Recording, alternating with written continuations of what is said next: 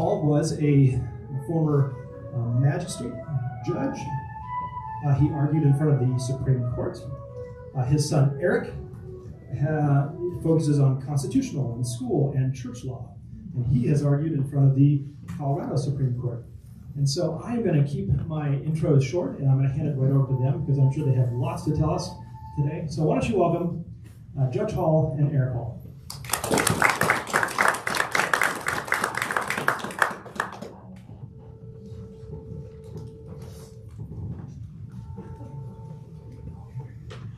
Thank you very much. It's a pleasure to be here. I hope some of you remember our son Eric, who grew up in this church, was a shepherd in the ministry many years, and it's always nice to have him come back. And a baseball player. He's a lawyer in town, so as a result, he likes to talk about legal issues. I like to talk about legal issues. And every year for a while now, we have picked out a Supreme Court case that we thought was interesting, and we prepared a presentation, and here we are.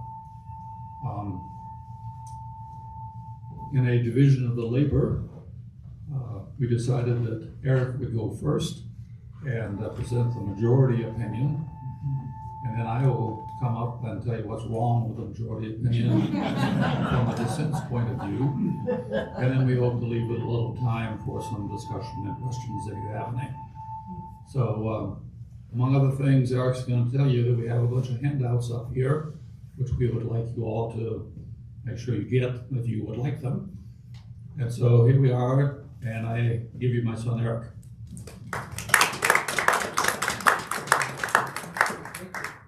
Thank you so much. It is always a pleasure to be here. First with the handouts, there are three handouts. There's the outline, so you should have an outline that we're going to work from. And then there are two appendices at the top. They look very similar. At the top, one says appendix of the opinion, I believe, and the other one says appendix of Sotomayor, or the dissent, right? Because one is the majority appendix and one is the dissent's appendix. The dissent's appendix is slightly longer.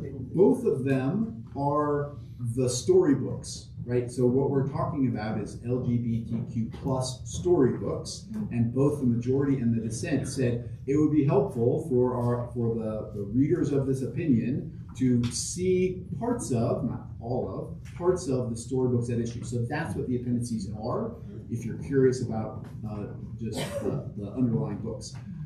It's always a pleasure to come here. I remember when I was a shepherd, Ann played softball on the church softball team way back when. Let's see, I've been a lawyer for 25 years. My dad has been a lawyer for 57 years. So that means you have 82 years of legal experience. So buckle in. Okay, so we're talking about the Mahmoud versus Taylor case. That case was decided by the U.S. Supreme Court on June 27th, 2025. So at the very end of this last term of court for the U.S. Supreme Court. I try and summarize the holding at the very top of page 1. So if you look under 1B, this is kind of everything this case is about is in that little B sentence.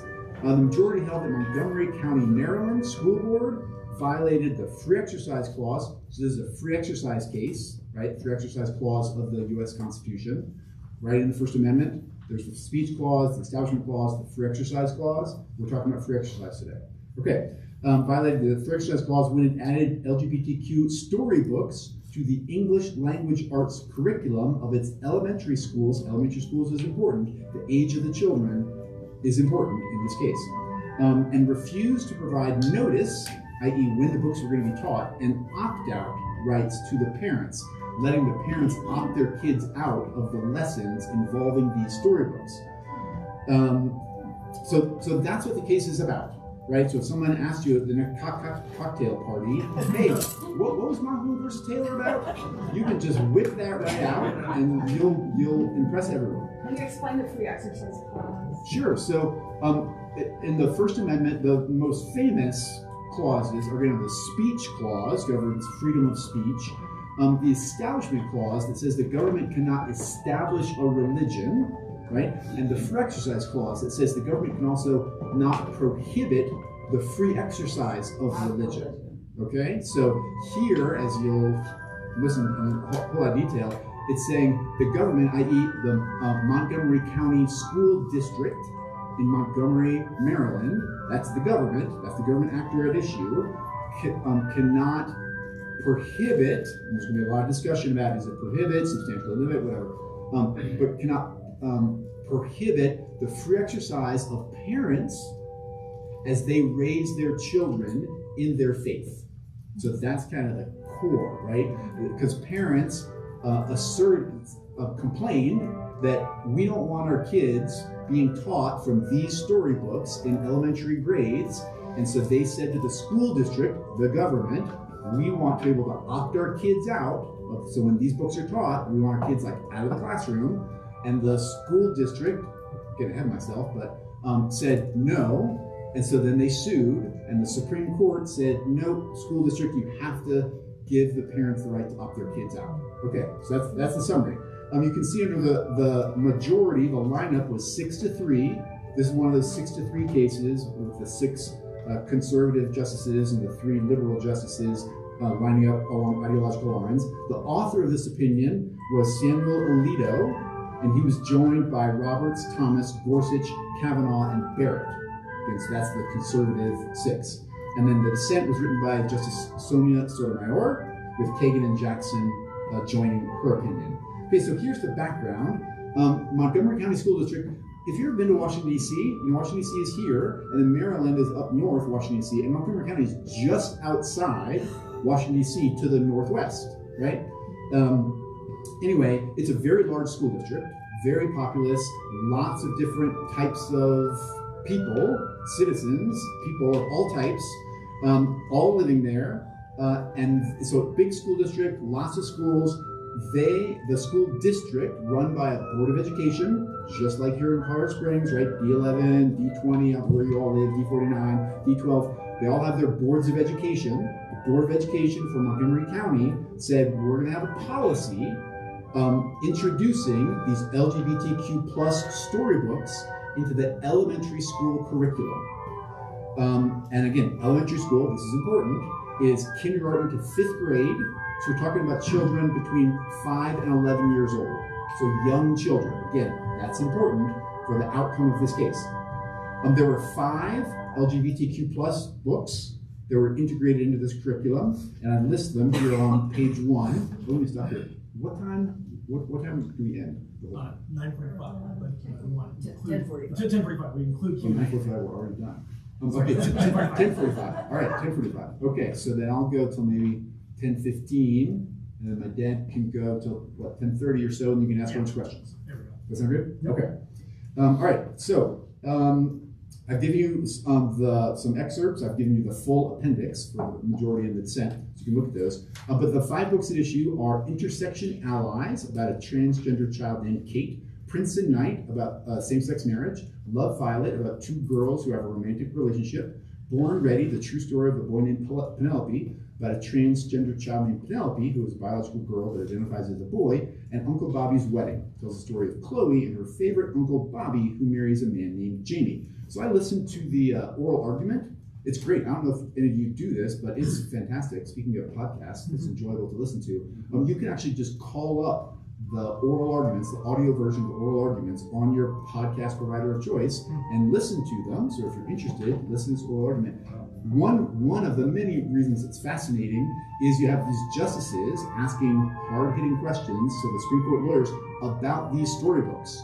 So what exactly does intersection allies mean, right? And they're talking about these storybooks, which are, again, the appendices. So you can imagine in the U.S. Supreme Court building where my dad has argued a case, they're asking these questions about these storybooks. Okay, the teachers in Montgomery County were required to use these books when teaching reading in the elementary grades. So again, I don't know if any of you are teachers or have been teachers. You can imagine elementary school teachers are saying, okay, we're going to learn how to read. We're going to read a bunch of different books. We're going to read, Pop on Pop. We're going to read The Cat in the Hat, and we're going to read some of these books. Okay, so they're being integrated into the curriculum. Teachers were given guidance by the school district about how to teach the books and how to respond if students raise questions. This, as you will hear from both me and my dad, was somewhat disputed by the majority in the dissent. How the majority characterizes the kind of the district's requirements is different from how the dissent characterizes what the teachers were required to do. But they were given guidance according to the majority. So everything I'm talking about comes from the majority. The majority says the curriculum was designed to, quote, disrupt heteronormativity, cis-normativity, and power hierarchies that uphold the dominant culture. So it's, according to the majority, the school district was saying to all its teachers, this is what we're trying to do with this policy. Okay, the storybooks began to be used in the 2022-2023 school year, and many parents, including a lot of Muslim parents and Catholic parents, expressed their disapproval of the books being used. Initially, the school board said, okay, we're going to provide you with notice as to when these books are going to be taught, and then if you don't want your kids to be taught them, you can opt your kids out. Okay? So, turn on to page 2 if you're following along in the outline. Top of page 2.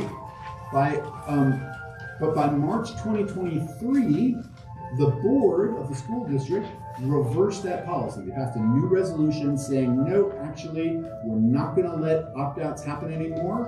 Why? Because there were so many parents, thousands and thousands of parents said, I want to opt my kids out. The district said, this is unworkable. So we're gonna not give opt-outs anymore. So no more opt-outs for you parents. No notice either. We're just gonna teach the books. Okay, that prompted more than 1,000 parents to sign a petition saying, we want the opt-outs back. Please give us the opt-outs back. And many of these parents were Muslim and Ethiopian Orthodox, because there's a large collection of Ethiopian Orthodox parents in that part of the country.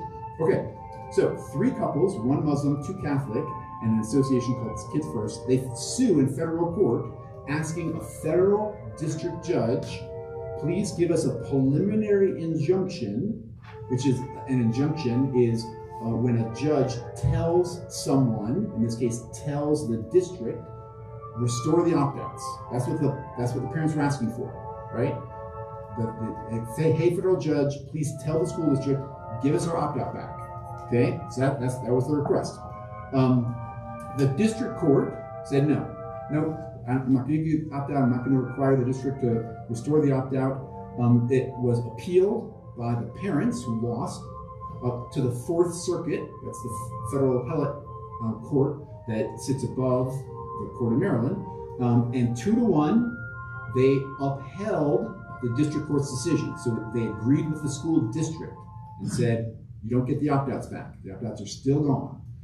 And then the parents appealed again to the U.S. Supreme Court, and the U.S. Supreme Court reversed in this decision. Now, it's important to recognize the procedural history. It's all on a preliminary injunction footing, which means the record is not fully developed. And that's one of the pieces of discussion, because again, there's this dispute between the majority and the dissent about exactly what the school district was trying to do, what was required, what wasn't required. And in part, that was because there hadn't been a full trial. So there'd been some evidence taken, but not a full trial, kind of with a bunch of witnesses, evidence carefully being taken so that everyone could understand this is exactly what the district was trying to do. Okay, but still, the case goes up to the U.S. Supreme Court, and the majority reverses. The Supreme Court reverses.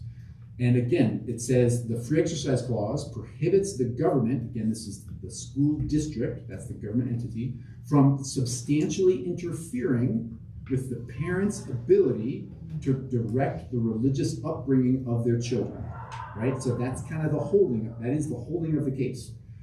The majority relies on 3 cases in particular, and I cite them here. First, Pierce versus Society of Sisters. This is a 1925 case when the state of Oregon passed a law saying no more private schools.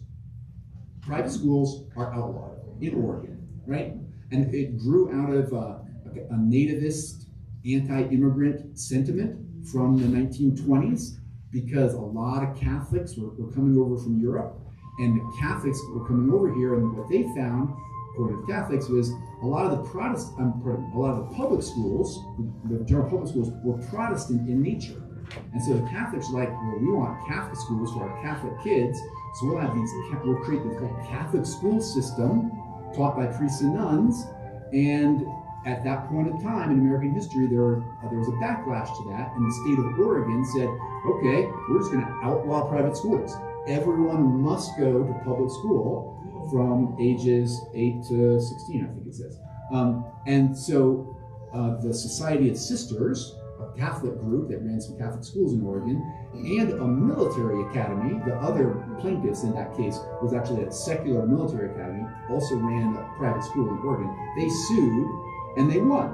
It goes all the way to the U.S. Supreme Court, and the court says, yeah, parents have a constitutional right for the care and upbringing of their children, which includes a right to be able to send their kids to private schools if they want to.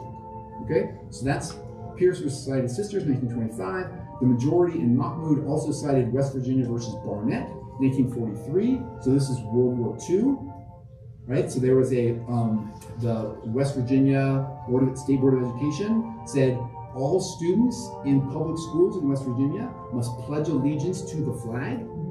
And some Jehovah's Witnesses said, we can't pledge allegiance to anything but God. We can only pledge allegiance to God. And so we cannot pledge allegiance to the flag of the United States of America. So they sued, and they won, and the court said, you can't force students to pledge allegiance because of free exercise reasons, right? That's an infringement on their free exercise of religion. And then third, the majority relied on Wisconsin versus Yoder. And Wisconsin, like every other state in the country, had a compulsory education law. Colorado still has a compulsory education law saying all parents, you must send your kids to school. Wisconsin's like Colorado's here, says all parents, you must send your kids to school, and the choices are either public, private, or homeschool. That's the case for Colorado right now. Wisconsin said something similar back in the 70s, but the Amish that lived in Wisconsin said, we have a tight religious community where we raise our kids up, and if you, the state of Wisconsin, force us to send our kids to school, then they will lose their Amish heritage. And so the Supreme Court agreed with the Amish and said, okay, we'll allow you Amish to not have to send your kids to public school. You can pull them out of public school at the end of elementary school, which is what the Amish wanted.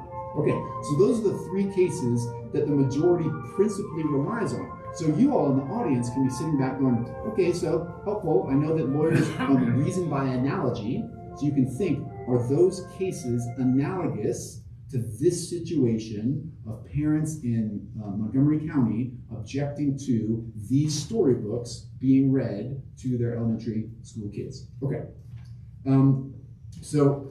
part 3 on page 2, the test for whether a law substantially interferes. To me, that's the most important part of the entire opinion, because I practice law. I represent a lot of public schools in Colorado, so I know a lot of my clients are going to be coming to me now saying, okay, Eric, Mahmoud versus Taylor has been decided. What's going to happen going forward, right? What's going to happen? And so the answer is, well, we got to apply this test. This is kind of the test given by the majority. Okay, the test for whether a law substantially interferes with the parents' right to direct the religious upbringing of their children is, quote, fact-intensive, which means a judge is going to have to analyze all the facts and figure out, okay, is this case in front of me now as a judge similar to the facts of Mahmoud versus Taylor? Okay. And the court looks at 4 different things. First, the religious beliefs and practices asserted by the parents. So here, the parents are asserting, saying, hey, we believe that we have certain religious beliefs that we want to pass to our children, and we believe that marriage is between one man and one woman, for instance. We believe that people are created by God as man or woman, and you can't choose to be a different gender, right? So there's kind of some of the key beliefs that the religious parents were, and they're saying these books undermine those beliefs. and they are tantamount to coercing our kids into believing something different than what we want to teach them at home. All right. So, what are the religious beliefs and practices asserted by the parents? What's the nature of the educational requirement imposed by the school? In this case, it's elementary school teachers using these books to teach, using these books to teach reading in elementary school. One of the big divides in this case is, was this the school district coercing, pressuring, forcing kids to believe something, or was it mere exposure? Was it mere exposure to these ideas? And mere exposure isn't going to rise to the level of a constitutional violation. So the majority of the dissent went back and forth about what exactly was the district doing here. But the majority thought this was the district kind of really trying to pressure and impose ideological conformity on the students. All right, the age of the child. Like I said many times, the court emphasizes these are young kids. These are kids who are not old enough to say, you know, teacher, I disagree. These are kids who love their teachers, or go along with their teachers. So if their teachers are saying, we're going to read these books, let's read these books, children, they're going to go, okay, teacher, and they're going to follow along. And according to the parents, they're going to be influenced by what the books teach. And then last, the context in which the instruction is presented by the school. Is the instruction hostile to religion or neutral to religion? Does the school put pressure on the students to conform to what's being taught? All right, so we'll come back to this, but that's kind of the key.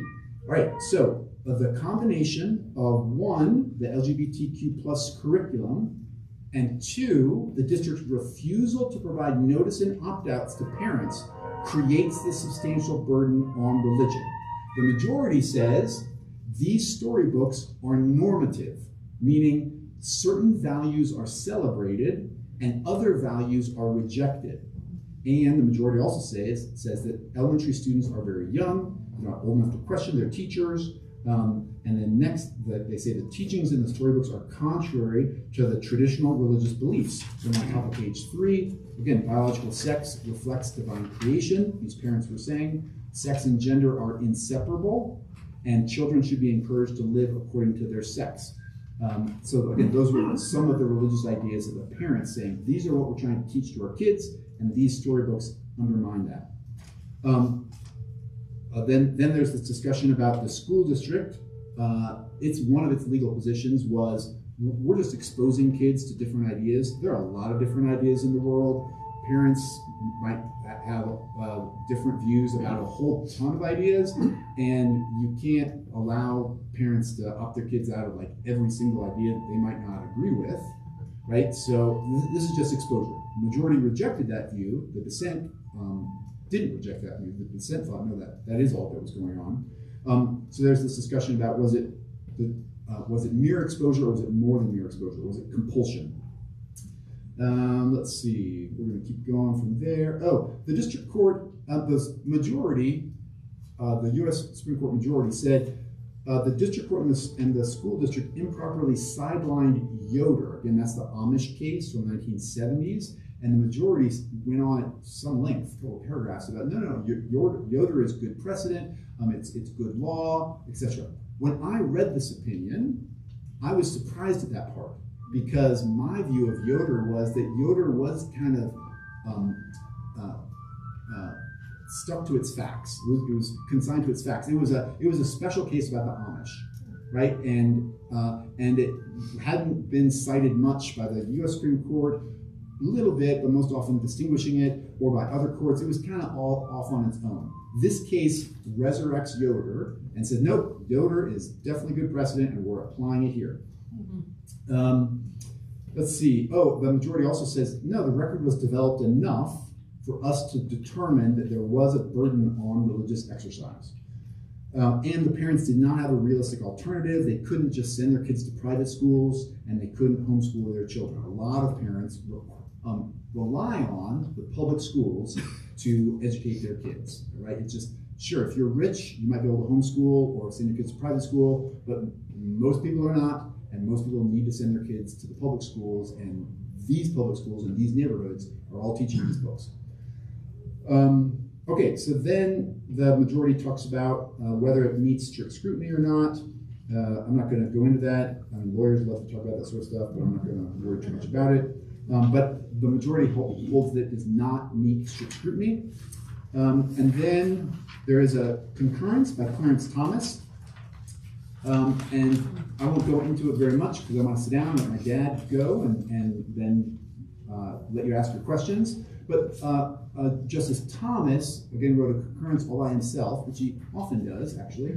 And he said, one, we should look to the history and tradition of the Free Exercise Clause and just what's going on here. And he says that, hey, sex education being taught in public schools at all is relatively new. It only dates back to maybe the 70s.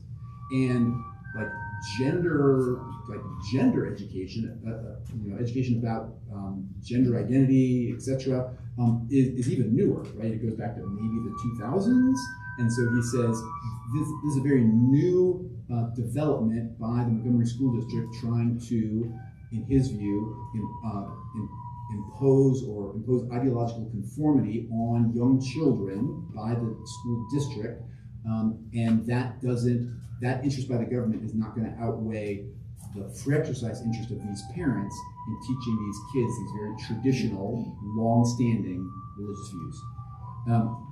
A subtext of that is there's a big fight at the U.S. Supreme Court right now about whether constitutional provisions should be interpreted according to what's called tiers of scrutiny or history and tradition. And Clarence Thomas is actually the main proponent for the history and tradition angle, and so he's pushing this history and tradition angle for the Free Exercise Clause analysis as well.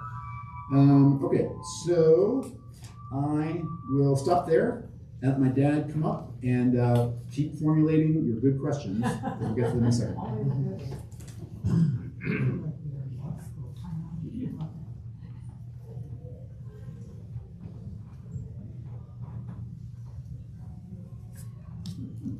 Well, Eric touched upon many of the points I was going to make, so I'll start with that. The dissent does argue that the majority is simply incorrect. First of all, is analysis of prior precedent, in particular the Yoder case, which I'll discuss in a minute. Second, the dissent complains that the majority is wrong to make some sort of finding that students were pressured to change their religious belief. The dissent specifically says that did not happen. There was no evidence of it, and they even provide a guideline which the district put out for teachers to use if questions came up, and we'll discuss that in a minute. And then second, the dissent argues this is going to cause a huge administrative burden on schools across the country because it requires, first of all, advance notice when something controversial is going to come up. So the school district's going to have to send out newsletters saying next Thursday we're going to read this book, and the following Friday we're going to discuss this topic, and the week after that we're going to have to discuss this topic at 10 o'clock in the morning. And then they send out these newsletters to all the parents. Then the parents would call back in and say, well, I don't want my kid to go to that class, so I want him to opt out. Someone's going to have to prepare a list of students who don't want to attend a particular class. And then when we get to the particular class, the teacher's going to say, okay, we're going to read this book now. So Johnny, Susan, Mary, and Tom, you all can leave. Where are they going to go? They're going to go to the school cafeteria or the school gymnasium. The school's going to have to provide some sort of teacher to supervise them while they're there, so they'll get into trouble. And then they all wait around for an hour until the book is read, and then they can all come back to class. And as a practical result, the dissent says this is just going to be terrible for public schools to try to comply with. So those are the two main arguments of the dissent. So let's talk first of all about prior precedent. The West Virginia versus Barnett case did say Jehovah's Witnesses children didn't have to pledge allegiance to the flag, but it didn't say they get to leave the classroom. They're supposed to just stand there, be quiet, pledge takes place, and we get on to things.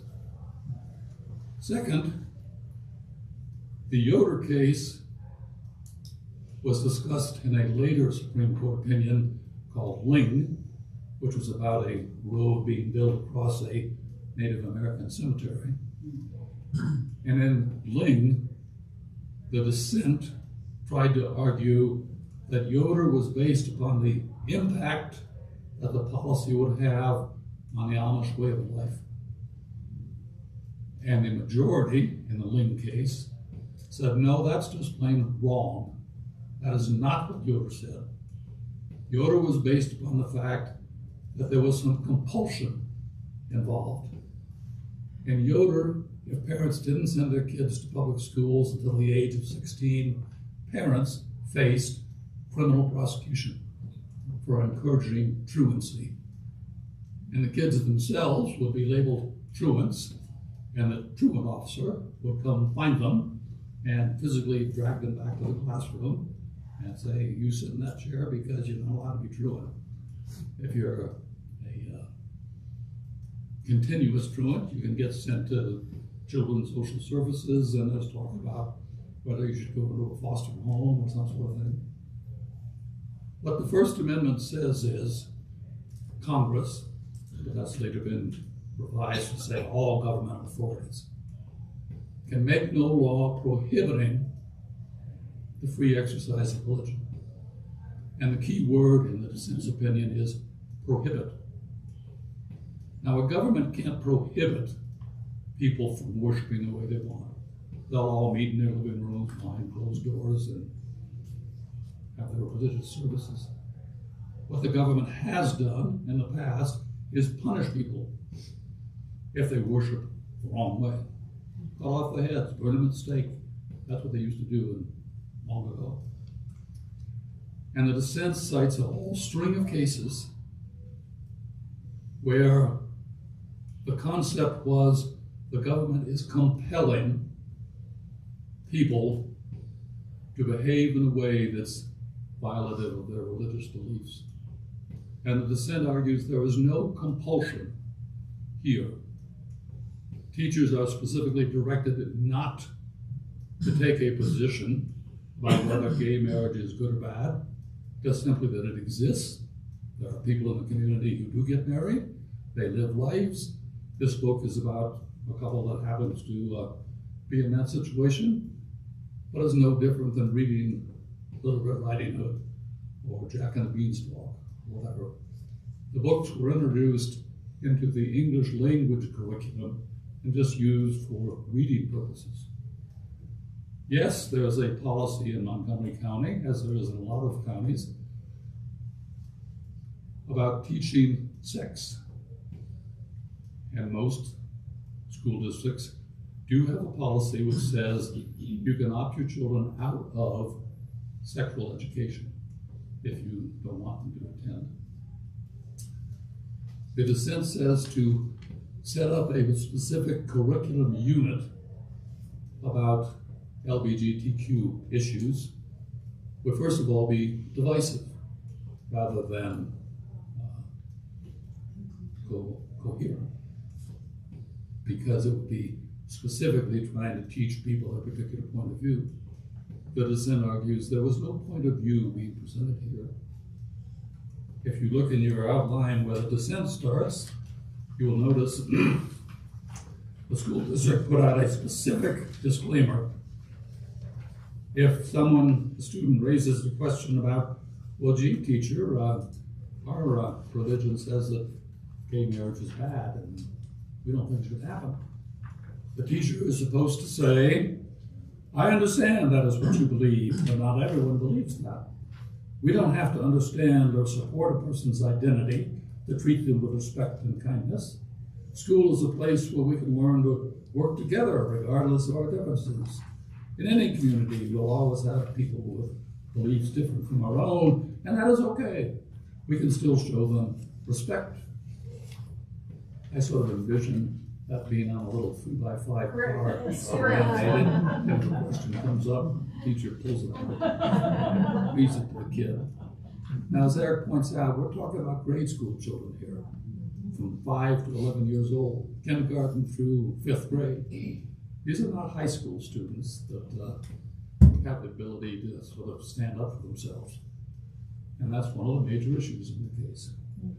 But the dissent argues the majority is simply wrong when it says that there was pressure put on students to adopt the idea that gay marriage is good, simply that gay marriage exists, and there are people in the community who do get married. So the dissent argues that Yoder simply does not mean what the majority says it means. The First Amendment says you cannot prohibit the free exercise of religion. But the majority has converted that into there can be no substantial threat to the free exercise of religion. That's a new interpretation of the First Amendment. So if you're going to be sort of a classic legal scholar, you could say the First Amendment doesn't apply to this situation because there is no pressure being put on anyone to change their religious beliefs. At least there's no evidence of it. No one gets punished if they have a different point of view. And the second argument of the dissent is there are 370, according to the dissent, recognized religions in the United States. I didn't know there were that many, but that's quite a number. If schools are going to have to become experts on all of these religions so they can know what principles are important to them so that they can avoid teaching about that subject, that's going to be just a huge administrative burden for somebody. But if you're going to send out advance notice, you have to know that something controversial is coming up so they can tell people about it. And then they send in their request to opt out, and that's another problem which I mentioned to you.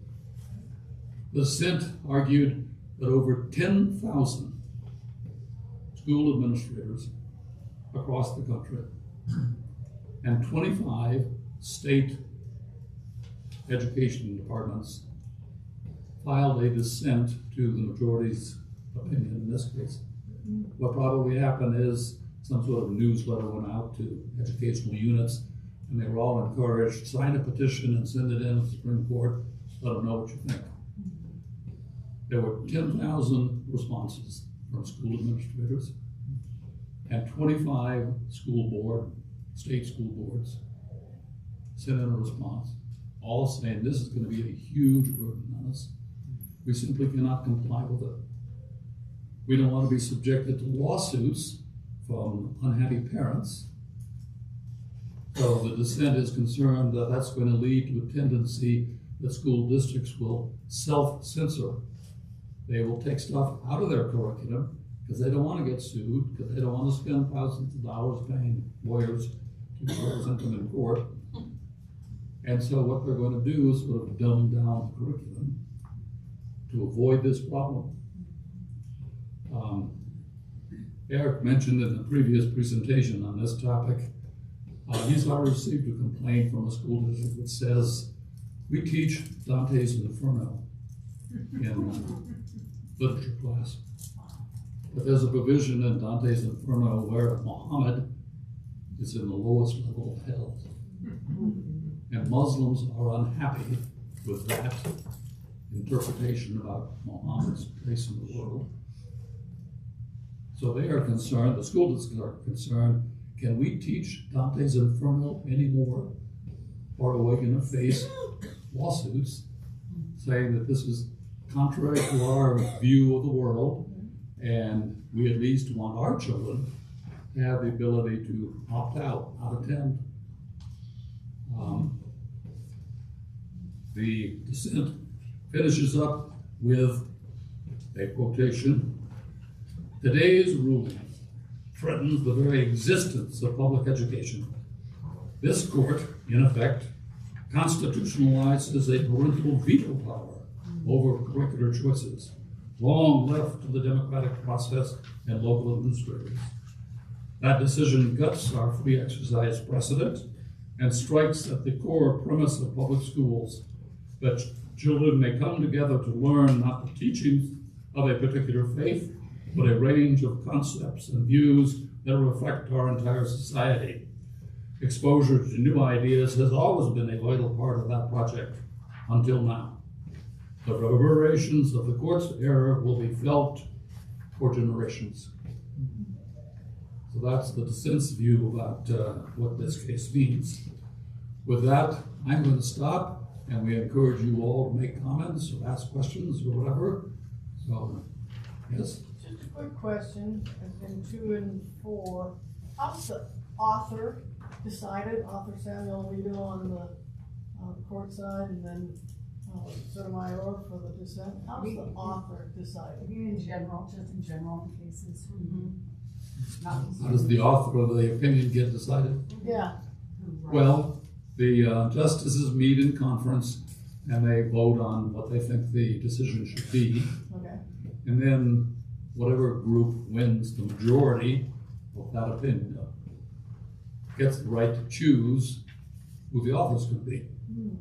So in this case, the 6 conservative justices all vote one way, and then they somehow say, okay, we're going to let Justice Alito write this.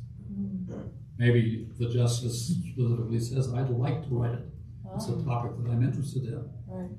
Or perhaps the most senior judge in that group would say, well, I think so-and-so might write a better opinion, so we'll let him write it. Individual justices, like Justice Thomas, can write concurring opinions. Justice Thomas is quite big on that concept. And then the same way with the dissent. The dissent votes, and then they decide, okay, who's going to write the opinion for our side? So they sort of decide it for themselves. So yeah, just to add just a little bit to that, justices meet in conference, right? It's only the justices in the conference room. There's no other human being in the conference room. They start with the chief, who's most senior, and then they go around by seniority. So much in the Supreme Court is done by seniority. So the Chief Justice is always considered the most senior, even if he's not on the court the most number of years. He's just because he's chief. And next most senior is Thomas, and then just goes around by seniority all the way to Jackson, who's the least senior, right? And then that's how they express their views, and that's also how they vote. And then, like my dad said, whichever side, whichever position has the majority votes, the most senior justice gets to choose who writes the opinion. Oh. So since the 6 of them said we want the case to come out in favor of the parents, the most senior justice in that case is Roberts, because he's the chief, right? Because he's chief, he's considered most senior. So he gets to decide. Now he could consult the others if he wanted, but at the end of the day, he gets to decide. Similar with the dissent, so you have the 3 dissenters, and then the most senior justice in the dissent gets to decide who of the 3 of them writes. So I think it's Sotomayor who's most senior between those 3. I think she's more senior over Kagan. So she would have been able to choose, and you can choose yourself, obviously, which is often why you'll notice Roberts writes the most important decisions himself, because he chooses himself to do it. So that great question. That's how it's done. Okay, well, I have several questions, but I'll say one and then yield the floor. I, not being a lawyer, I was surprised that one of the precedent cases wasn't one dealing with creation science. Anyway, can you speak to that? Well, the concept of evolution And evolution, yes. is a big topic in the law. We had the SCOTUS trial back in the 1920s, and the Supreme Court opinion for a companion case, if you will, on that particular topic, said that prohibiting the teaching of evolution represented an establishment of religion, the Christian religion. And so that's what has settled the case for evolution anyway. Evolution was not brought up in these books. The concerns here are same-sex marriage, gender orientation. It just happens to be what was culturally concerning to the parents. And the school board did not have books on evolution because what they were trying to do was make sure that students are introduced to the fact of a broader cross-section of the community, that same-sex marriages exist in our community, transgender people exist in our community, and we should become just a little more familiar with the fact that they're a reality. Evolution was not on anybody's mind, but I am sure that there's going to be a case about this using the Mahmoud decision. So we will come back to the question of evolution and creation. But the age of the students are quite different for evolution and creation justice than it is for this group of students. Absolutely, because those topics are most often taught in science class in high school. I mean, sometimes in middle school, like the topic is touched on, but that's most often when it's done. When I read this decision, I was looking for that exact question because evolution is and creationism is such a hot topic. I thought certainly the Supreme Court will deal with it somewhere, including like in a footnote or something, and they didn't. And so I was very disappointed that the majority didn't bring it up, because I absolutely agree with my dad that some parents somewhere probably have already brought up, well, we know you public school teach evolution, and our religious beliefs, believe in 7 days of creation or whatever, and so we want to opt out our kids. And like my dad said, that issue has essentially been decided by the courts over lots and lots and lots of litigation, saying public schools can absolutely teach evolution, and until now, parents didn't have a right to opt their kids out. So that's part of my question is to your point, how is a public school or a federal court going to handle the question of, well, can the religious creationist parents opt their kids out of evolution and science class or not? And I think that's where I'm disappointed in the majority, because the majority didn't give clear enough guidance on what you're supposed to do with that.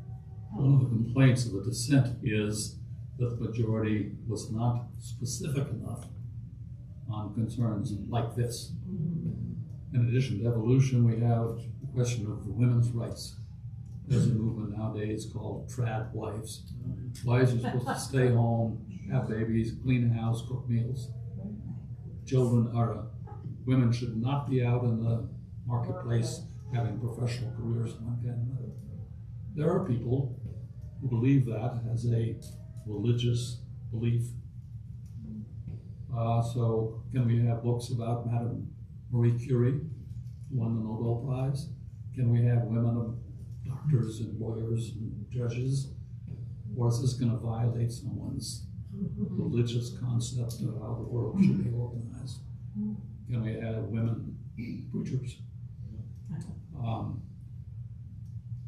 As the outline mentions, there have been a series of cases already on topics such as compulsory public physical education, where the students are in the same class with members of the opposite sex wearing scanty gym clothes.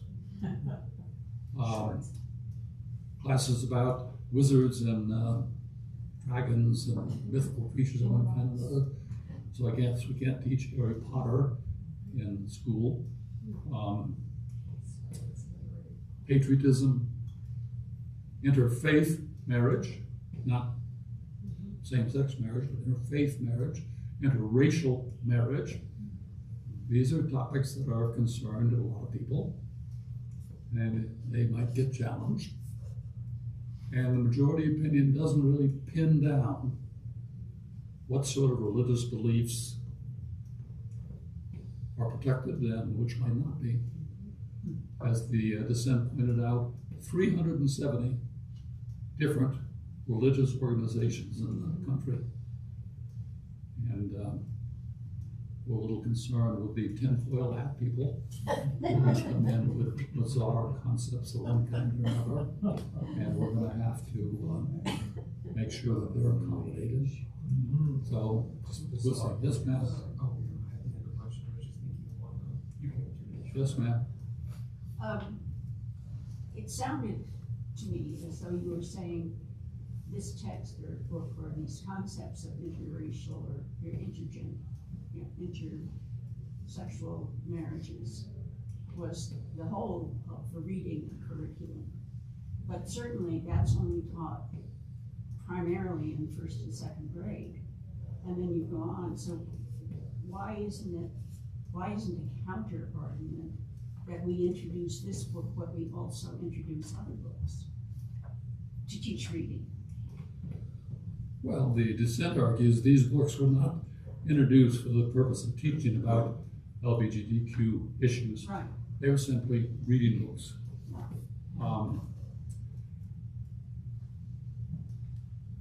The dissent felt that if you organized a curricular unit specifically on LGBTQ issues, that's going to be divisive because there's such strong opinions about it. And half the class is going to want to opt out no matter what you teach. You teach one view, one half drops out. Teach the other view, the other half drops out. But surely the focus in teaching reading is on things like what is a sentence? Well, that's what the dissent argues these books were for. Yeah. As Eric quoted, the school district did say that these books were designed to break down, heteronormativity and cis normativity and the dominant culture. It sounds a little bit like they're saying, we want to break down the majority idea that same-sex marriage is bad. We want people to at least understand you don't have to believe it, you don't have to do it if you don't want to, but it's a good concept. And that's what these parents object to. They don't want the concept being taught as good. They might be willing to have instruction just that same-sex marriages exist, but they felt these books were designed to promote the idea. So yeah, let me just follow up on that because, and this is where the fact that the record wasn't fully developed made this case more difficult. Because as my dad correctly pointed out, the dissent says, listen, there's essentially this like 3-5 card thing, and your teacher's supposed to read it. The majority on page 25 to 26 of the majority opinion says, no. In response, I'm reading now. In response to a child who states that two men, quote, can't get married, teachers are encouraged to respond, quote, two men who love each other can decide when they want to get married. There are so many different kinds of families and ways to be a family. If a child says, quote, he can't be a boy if he was born a girl, the teacher is urged to respond, that comment is hurtful. If a child asks, what's transgender, it is suggested that the teacher answer, quote, when we're born, people might make a guess about our gender. Sometimes they're right and sometimes they're wrong, end quote.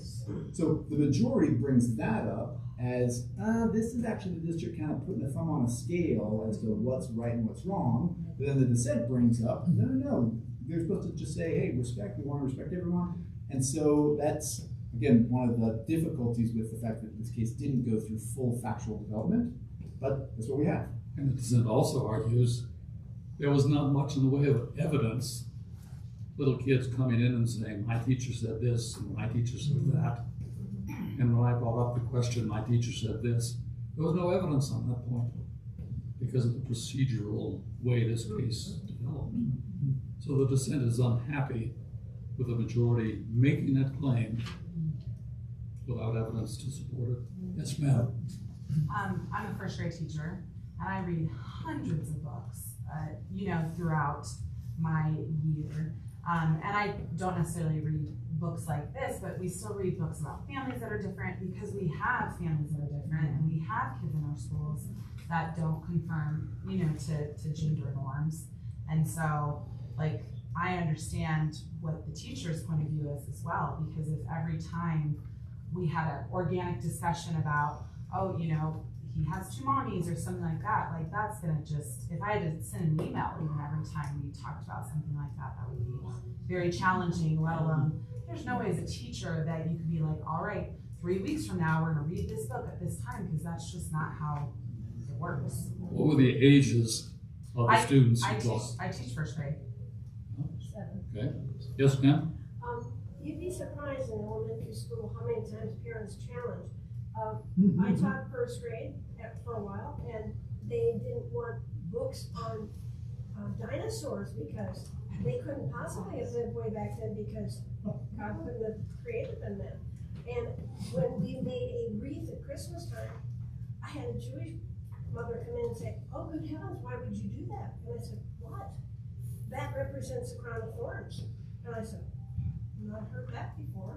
And when we had a unit in 3rd grade on Japan, my mother came and said, "I'll have you know we're Christians." And I said, "Okay." And she said, "You were talking about Buddhism like it was similar to Christianity." And I said, "Hey, they believe in taking care of the elderly and the poor and they care about children."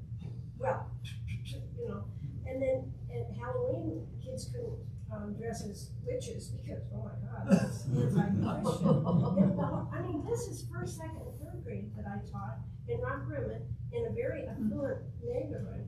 And I'm thinking, wow. Well, the question is going to be whether parents who disagree with the idea of Halloween or disagree with the concept of dinosaurs existing, can they start complaining to their school saying, "I don't want my kid in class when you're talking about dinosaurs"? And administratively, how is the school going to handle that? Yes, ma'am. So with such cases as these, we are arguably seeing a lot more of them just because of how more emboldened I would imagine they feel, just being given the light of the current political climates. In the future, regarding more of these cases, more of these the arguments and decisions that might be made, what are your opinions or the experiences that you both have, especially with the current field of law and where things might be headed into the future, and how do you feel there might be some reversals to some of these, I guess you can say, misjudged cases that should be overturned in light of the poor evidence provided? Well, Eric can certainly add his comments to this. I think this case will be around for a while and will cause problems for schools to deal with. If there are too many problems demonstrated through actual experience, it may very well be that 10 years down the road, another Supreme Court might choose to reverse this opinion. I think it's fair to say this is a case, among others, where a conservative majority currently on the Supreme Court is making decisions from a conservative point of view. Courts change over time. Depends on who the next president is and who he appoints to the Supreme Court. Yeah, I absolutely agree with all that. I think this case will be either limited, clarified, overturned at some point in the future, just because it's necessary. Keep in mind, this case was argued at the end of April. That it was decided at the end of June. And I've just heard from listening to legal podcasts that Chief Justice Rehnquist, several Chief Justices ago, said, "Oh yeah, our cases that we hear in April often aren't as good because we just don't have the time to write them." And I think this case suffers from that defect. It was rushed. They weren't able to get to issues like evolution. They should have addressed evolution somehow. And so it was just a very rushed opinion, didn't give a lot of clarity. So I think it will be refined, clarified, overturned at some point in the future, just depending on how long it will take to get there. Yes. Dick, correct me if I'm wrong, but I was curious that West Virginia School Board versus Barnett was cited as precedent because while it was argued, my understanding, it was argued as an issue of free expression of religion. It was decided in favor of free speech. So the relevance of Barnett, the majority opinion in Barnett did reverse a decision 2 years prior where the court said, yeah, no, tough Jehovah's Witnesses, you got to suck it up and pledge allegiance. In 43, they reversed it on the grounds of free speech. Now, does that have any relevance for any of this kind of discussion, that it's not just about free expression of religion, but also of the weight given to free speech? Yes. I don't. Yeah, absolutely, because what the court did there is it took a speech case, Barnett, and it said, we're going to apply that speech case in this religious context. The court can do that if it wants to, right? And so people might criticize it and saying, well, you're taking a speech case and you're applying it in the free exercise context, but the majority is like, sure, we understand that. However, we think it stands for the same principle. Pierce versus Society of Sisters, that's a substantive due process case, right? That's not speech or religion. It's substantive due process, which has a lot of people have criticisms about substantive process as a whole doctrine. But they took that case, so substantive process, speech, and then Yoder is a free exercise case. But they took all three of those and said, we're going to apply all of these to this constitutional right that we're now putting under the free exercise clause, saying parents have a free exercise right to protect their children from public schools teaching certain. Right? So they're drawing certain things together, as courts always do, to decide this particular case. I think they could have done it better. Your comment also raises an interesting point. West Virginia versus Barnett reversed a Supreme Court case that had been decided just 2 years ago. So a court can come to the opinion that maybe the first opinion wasn't as good as it should have been. Maybe it established a principle that we don't really think is appropriate. So court cases do get reversed. That one is about the quickest reversal, I think, in Supreme Court history. Well, it's 11 o'clock. We have to stop. Eric and I would be happy to stay and chat with any of you if you have any more questions. Thank you.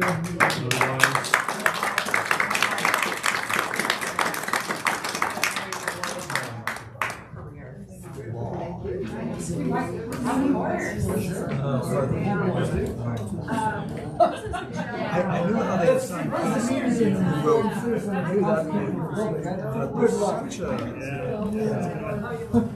It's like the discourse in the Academy. They're all Brother, how are you? See ya. Great. I will. A sum total of this is That's right.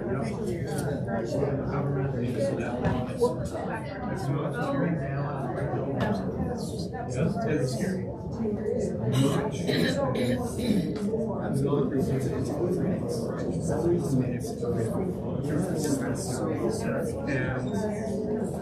We know in various countries how much, in spite of the free exercise, the justices obviously agree that of course different race. Thank you. Yeah, definitely showing us one that here weaknesses versus justices or high value which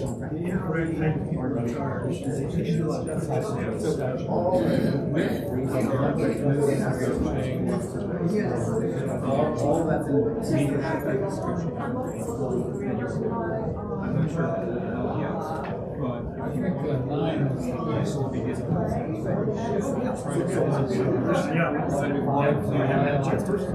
now that I feel like things are more organized, because for a while after Eric John, it's just been kind of a case of like, I'll get back here, but I think everything was tidied up. But now that I'm back, it's like, I agree with him. It's exciting. I'll reach out to you when every kind of we're first to you because I don't see that wrong. I don't get those DAs.